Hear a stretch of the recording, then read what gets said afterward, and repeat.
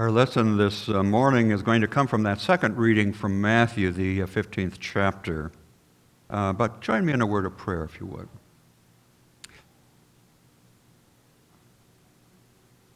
Lord, we ask that you help us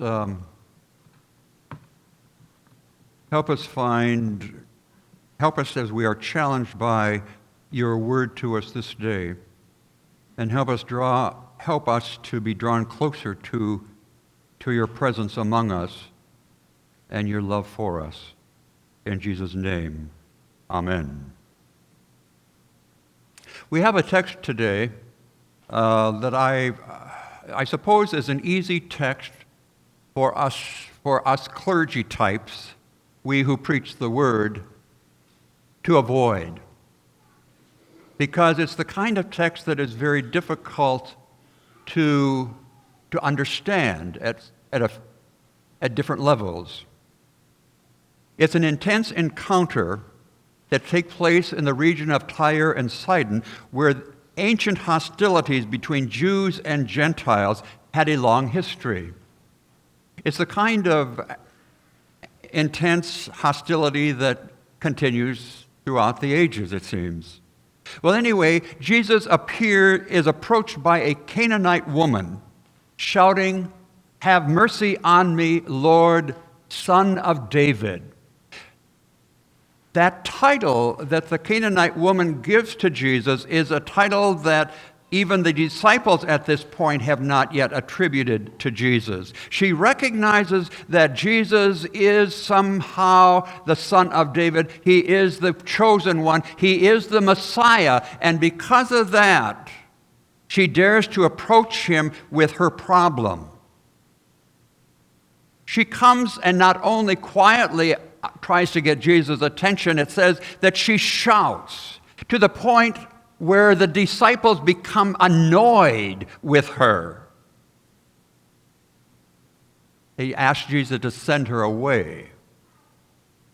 The woman approaches Jesus, and Jesus acts very uncharacteristic as to how we understand Jesus. It says that Jesus didn't say a word. Jesus was silent to her request, to her plea of help. At that point, the disciples want Jesus to get rid of her, but a mother's love for her daughter who is sick, we are told tormented with a demon, is not about to be put off by the silent treatment. And so she continues to plead for help, plead for mercy. And when finally Jesus answers, it's not the kind of answer that she wants to hear. He says, "I was sent only for the lost sheep of Israel." Now, given the long history of animosity between Israel and the Canaanites, the woman was probably not surprised by the answer that she got. But she came and knelt before Jesus and pleaded, "Lord, help me." And then we get this response that just kind of blows us away. Catch if you would, the tension that is happening in this encounter between Jesus and the Canaanite woman. The woman asks again for help from Jesus, whom we know to be compassionate and loving and forgiving. And what does he say to the woman? "It's not fair to take the children's food and throw it to the dogs." What kind of answer is that? Theologians have tried to somehow give understanding to that text. I personally can't do that. I don't know what was going on. Was Jesus just having a bad day? But I don't try to grasp the severity of those words. Perhaps then what we need to do is to move on and identify what is happening in the rest of the text. Was Jesus perhaps motivated to help this woman to a deeper place, challenging her this desperate mother. And was perhaps Jesus also using this situation to speak to the disciples who had a very narrow view of who Jesus had come to save? He had come, after all, for the children of Israel, had he not? And that was their mindset and their framework. And is perhaps Jesus challenging that as well, suggesting to the disciples, you need to broaden your scope of inclusion.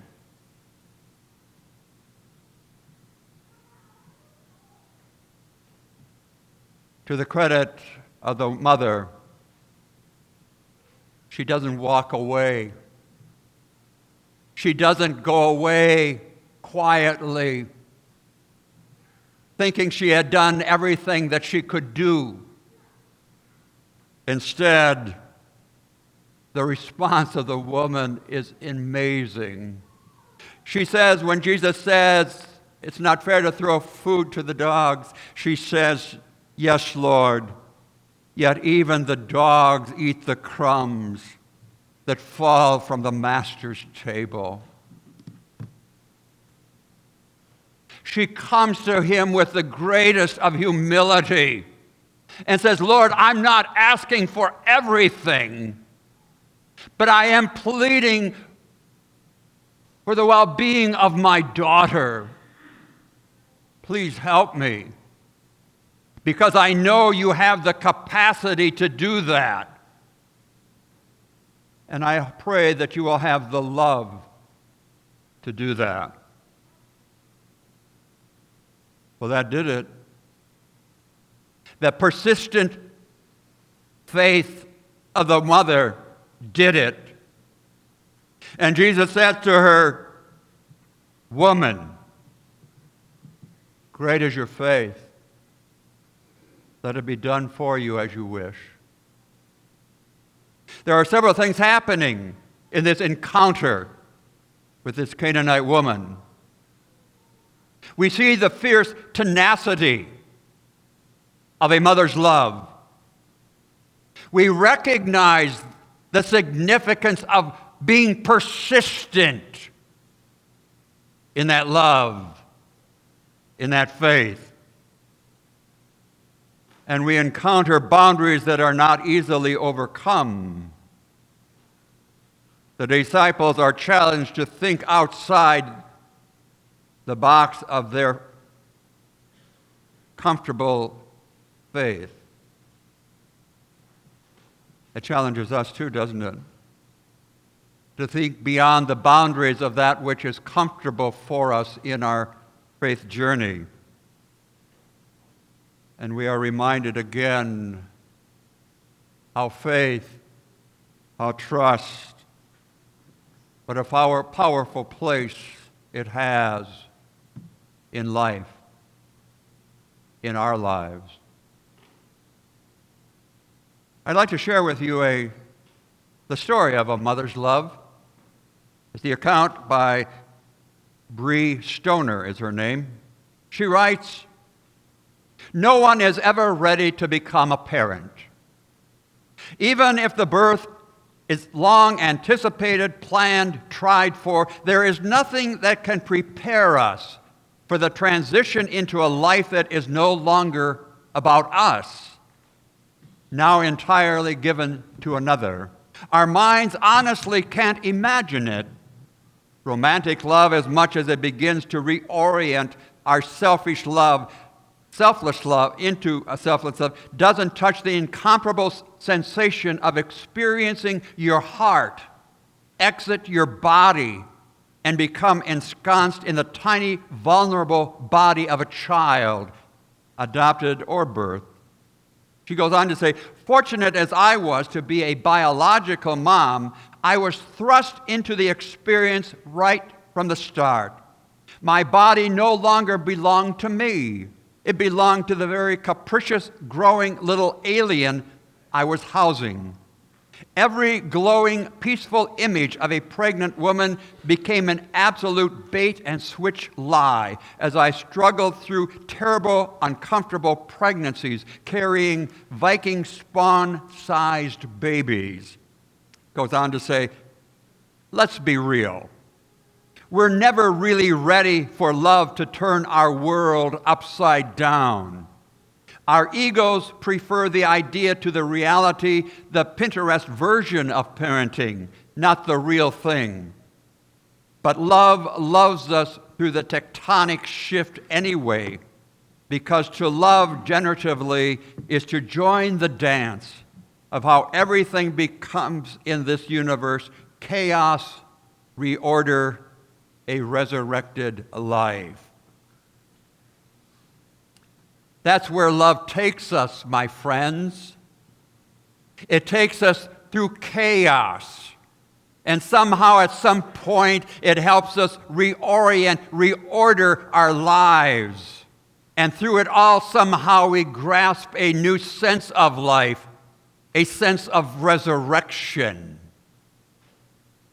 We become something more by the transforming power of love that takes us through chaos, reordering a new resurrection.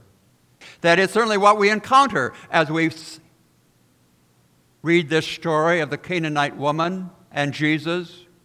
That tug of war, that tug that Jesus is trying to pull out of the woman. And it sounds so cold initially. But he is trying to bring her to a new place.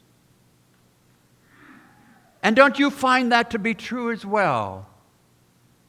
You find yourself in a place where sometimes you wonder, what is this love of Jesus all about? I'm not feeling it. I'm not sensing it.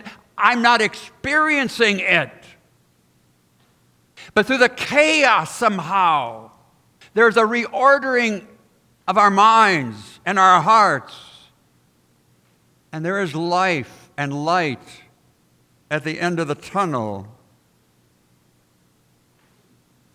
Dick Ryan writes in his book, Straight from the Heart, whatever happens to me in life, I must believe that somewhere in the mess and madness of it all, there is a sacred potential, a possibility for wondrous redemption in the embracing of all that is. I love the idea, a sacred potential and a wondrous redemption.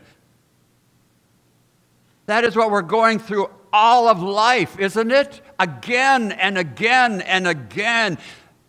But to be able to recognize the sacred potential of what we are going through.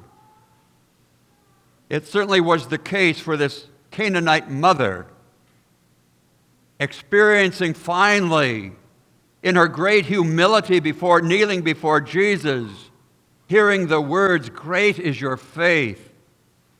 And I wonder for the disciples as they too saw this all happening, how it could not but help widen their understanding of who Jesus was and for whom he had come. And what about us? Is there sacred potential and wondrous redemption in our lives? I would hope so. That in the mess of our lives, in a love that pushes us to ever new levels of understanding and inclusion and to a deeper faith, how God uses the most difficult of times, the most uncomfortable of circumstances, and the most unexpected of situations to bring about redemption in our lives. To bring up out of chaos something which is new and fresh and alive. You see, Christ's love doesn't come with quick fixes or easy solutions, but in our persistence, we are brought to a deeper place. And so as the author of Hebrews writes, let us run with perseverance the race that is set before us, looking to Jesus, the pioneer and perfecter of our faith. Let us run with perseverance the race that is in front of us, looking to Jesus, the pioneer and the perfecter of our faith. You see, Jesus is always perfecting our faith, even as he did so for the Canaanite woman. Amen.